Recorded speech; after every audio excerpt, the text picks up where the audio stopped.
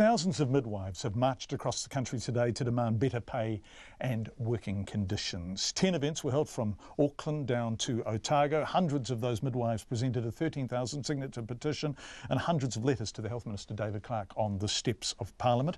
Reporter Charlie Drever and cameraman John Lake were with the midwives in Wellington and they filed this report.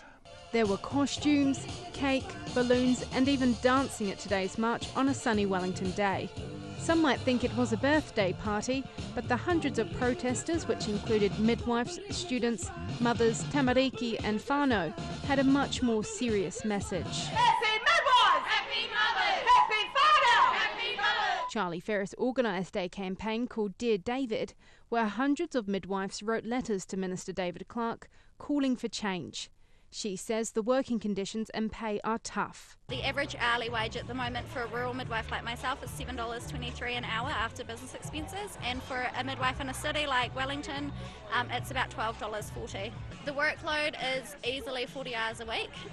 40 hours would be cruisy for most midwives, I would say. I myself have done up to 80 hours a week in the last year, and it's not as infrequent as I would like it to be. It happens a lot more often than it should. Each and every midwife we spoke to had their own story to tell. Sarah Glass says she's on call 24 hours a day and her work always comes first. When you're a midwife in the community, your first priority is your clients, your second priority is your children, your third priorities might be your partner and your family, and somewhere down the bottom of the heap you come just above the cat.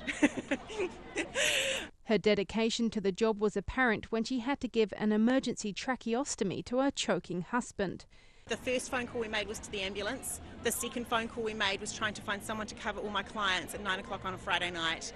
The New Zealand College of Midwives Chief Executive Karen Gilliland was there at today's event and says the conditions midwives are working in are taking its toll. I've been around midwifery for about 40 years and I've never seen such a level of hopelessness. I think it's because we've been saying these things for a long time and nobody takes any notice. After congregating and practising their chanting in Civic Square, a wave of purple flooded the streets of Wellington to make themselves heard. Armed with megaphones, fairy wings, banners and their voices, they brightened up the grey pavement of Lambton Quay. They even took inspiration from the Spice Girls to spread their message of girl power.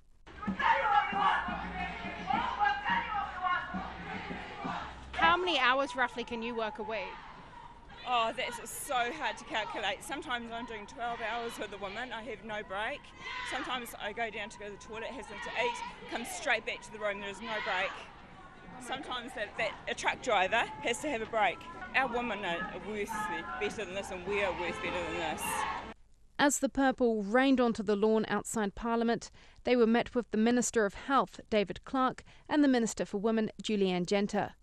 Holding her baby bump, Minister Julianne Genter described her own experience with her midwife. Now, I knew there was a shortage of midwives, so I hadn't even tried to find an LMC. But she called me back later that day with an LMC who is totally willing and very passionate about natural birthing and home births. And I'm working with her now, and I just feel so lucky to be looked after. Minister David Clark promised the government are paying attention. Your messages have been coming through to me loud and clear.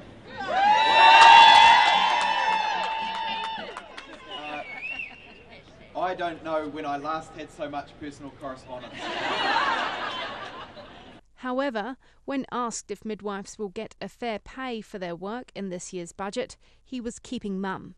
They deserve more than $7 in rural areas and $12 in the main centres. Well, I haven't seen those figures, but I think everyone will accept that midwife pay has not kept up over the last 9 years, particularly the lead maternity carers. Their pay rates have not kept pace with those in DHBs. We have an issue of underfunding in the health sector, and we need to make sure that this workforce is properly and adequately supported. Just how much support midwives will get will be revealed on Budget Day on May 17.